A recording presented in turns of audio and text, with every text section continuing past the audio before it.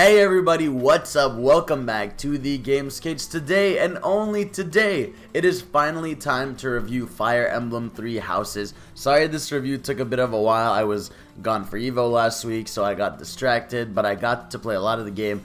So my first playthrough of the game was Edelgard's playthrough, and it was actually the shortest one in the game. It's 18 chapters, my playthrough. Normally every other chapter is about 22 chapters, so I actually got the short end of the stick, but still it led to a really fucking wild story. And yeah, so basically, again, I'm scattering my thoughts here. So basically, Fire Emblem 3 Houses is just, oh man, this game is so special, guys. Obviously, a lot of you people are playing it, but I just want to kind of like vent out my thoughts, give my sort of review here, because again, Fire Emblem 3 Houses is essentially, if you guys don't know, it's basically a tactical RPG.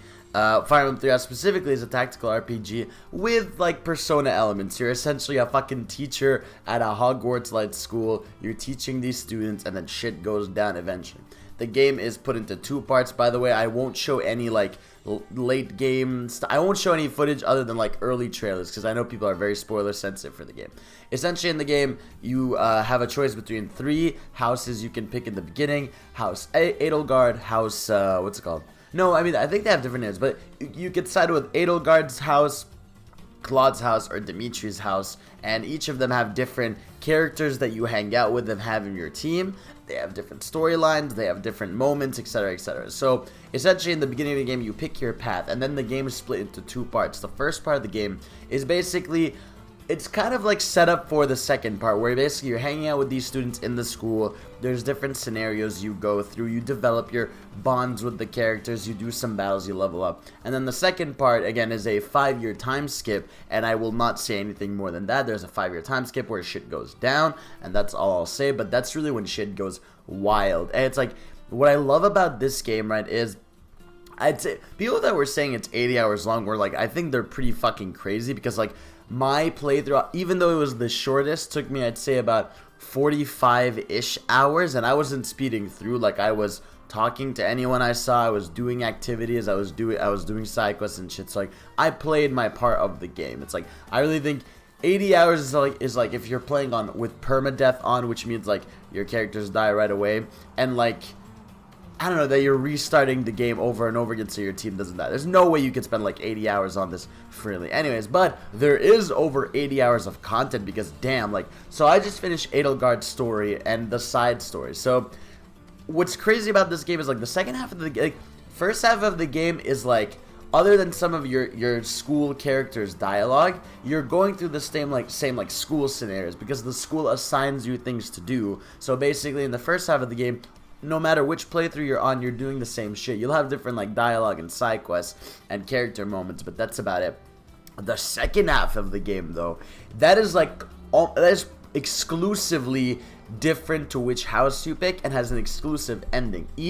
There are 4 endings to this game, because again, when I was doing House Edelgard, what I found crazy and wild was just that like, I kept wondering, what the fuck is going on with the other 2 houses? Like, what are they doing meanwhile while I'm doing this? And it's like, it's just such like a incredible thing that they were able to, well, not even able, that they actually did that, went through with having like, they didn't do that half-ass thing where it's like, you're kind of different, but like, you're doing the same thing. It's like, no, it's like, you will be doing some fucked up shit no matter which house you're in, for different reasons and stuff. And it's just like, it's really smart and genius how they did that second half of the game. And it's like, I find this game so special for a lot of reasons. First of all, characters. I think this Fire Emblem game has some of the best characters in the whole franchise, and I think what's wild about this, I haven't even met them all. Like, I've met them throughout the school, but I haven't gotten to know them. It's like, I've gotten to know the students from my house, like Caspar and Bernadette and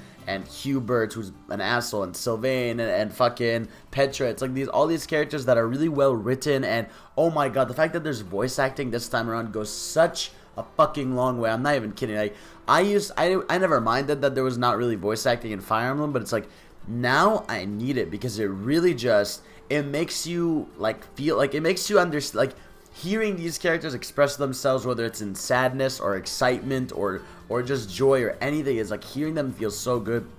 Voice acting is top notch. It's just like the characters are really well written, and again, it does the thing where in the beginning you're like, okay, I kind of like you, but like I want to see where you go, and you get these support conversations between units, and those support conversations are what flesh out these characters, and you find out about their past, their backstories, their lives, what are their thoughts in life and everything. And it's like such a smart way to develop characters, and it's like, so characters just fantastic. I can't wait to see the others when I play 2 more playthroughs of the game. But what I really love about the game is it does what Persona does, which I love so much, which is it has like a social aspect and then the battle aspect. So the social aspect essentially is the game is set in months, right? And you basically have, I'd say, 4 or 5 days in the month that you play. And basically you can do stuff like talk to the students to boost their morale, do activities around the school to boost like your stats. You teach your students lessons, right, so that they up their stats, and you choose like what class they should be or want to be, right? And then what's it called? You have stuff like, again, like I said, everything you do, you can cultivate plants, you can go fishing, you can eat with your students. It's like, and what I love about all that stuff is everything feeds into the gameplay. That's what I love about Persona, where all the social elements don't just develop the characters, but they give you all these awesome like stat increases and boosts and all this shit that help you in the story again. Like, it's like you unlock new moves, you unlock new weapons, you unlock all this shit. So it's like, it's that interconnected circle of like everything you do has a purpose and helps the other thing. Like, even in battles, when you put 2 characters next to each other in a fight, their bonds grow, making them up their support conversation. So it's like everything feeds into one another, and I really just love that loop right there. So that's fantastic. Obviously, the gameplay of Fire Emblem is where things shine. It's like the tactical gameplay is just so good. It's so addicting. It's like there's something about strategizing. Okay, I'm going to send these 3 units on this, and it's kind of like a complex chess game. That's what I always think of Fire Emblem as. It's okay, you've got this grid, you've got units that can move a certain distance, and you basically have like some characters that are stronger than others. I'm glad they kind of got rid of the weapon triangle, which is like a way they could, I don't know, it was a weird thing, it was cool, it was a part of the series, but now they kind of got rid of it. Now it's in favor of just like having better stats, having better like against different unit types. So it's like the game just really has a smart level design, and it's like, I really love what sometimes they set parameters in the level, like don't let enemies get past this wall, or save the civilians, or do this. It's like there's something just about that tactical gameplay that just feels so fun and addicting and rewarding. And it's like, I didn't have permadeath on, I had it on casual mode because I didn't want to have to restart my game a million times. But it's like, if you want to do that, more power to you. But it's like the gameplay is just so fucking good. And then you've got the story. It's like the story itself, I really love the story. I think what was cool about it was the first half of the game reminded me a lot about Persona, where it's like the first half was a lot of, okay, we're solving some small things and you're giving me hints of what's going on in the background. But then it's like the second half of the game where you're like, oh shit, this is heavy. Like, it's like, this is heavy on the characters, this is heavy on the overall story, it's heavy in morality. It's like, it's dealing with like just war and the world and all that stuff. So it's like, it really is like a cool, unique story. I really loved it. Again, I feel like there were some moments where it didn't like fully, like, it's like it wasn't always gripping from beginning to end. It was like there were moments where it's like, okay, this is clearly like a slower month, but it's fine because you're developing the characters and all that stuff, so it makes up for it.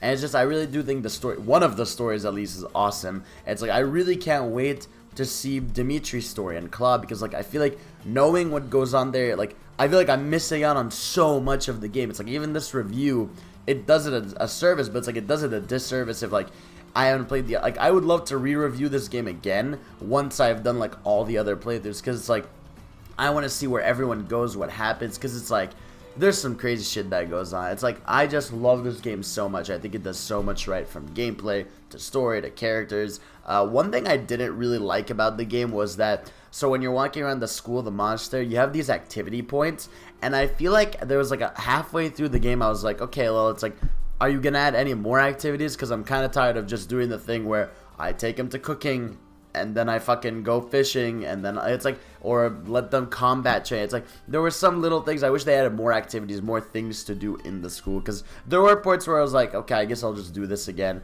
Even like the tea time stuff, it's like it was fun the first time or two, but like doing it like 5 times got a little repetitive. So yeah, I feel like the activity stuff could have been handled a little better, but other than that, it's a fantastic game. I think it nails characters, I think it nails gameplay. I think this is a fantastic first entry for people who ask. I think it's probably my favorite Fire Emblem. It's like, again, I can't wait to, I really need to play it a second time to really get that through, like, and understand how crazy they go with this, because it's like, just from my playthrough, I loved what happened, so I cannot wait to see another perspective. And I love that we all have different stories. It's like, you can also recruit characters from other houses to join your house, so you get these cool character modes. It's just like, it's a wonderful game, man. Like, Nintendo killing it. It's obviously, again, another thing of the Switch effect of, like, just every time they're releasing, almost every time they release a new game on Switch, it's like one of the best of the franchise. It's like, I love this game, and I just think, obviously everyone loves it, it's nothing new, but it's like, what a fantastic journey, and I can't wait to just play more of it. And yeah, I think this is going to be a top contender for the Game of the Year talk. You know, it's not going to be #1, we got that Mario Maker there, but it is going to be very high on top. So that is it for now, guys. Thank y'all for watching. I fucking love Fire Emblem. Let me know if you love it. Let me know if you're planning to get it. And yeah, that's it. That's all. And I'll see y'all next time. Oh, by the way, also, game looks great on TV and handheld. The only thing that sucks are the textures, but like that's just like a minor thing. Character models are great and everything. Anyways, thank y'all for watching. Peace out, y'all.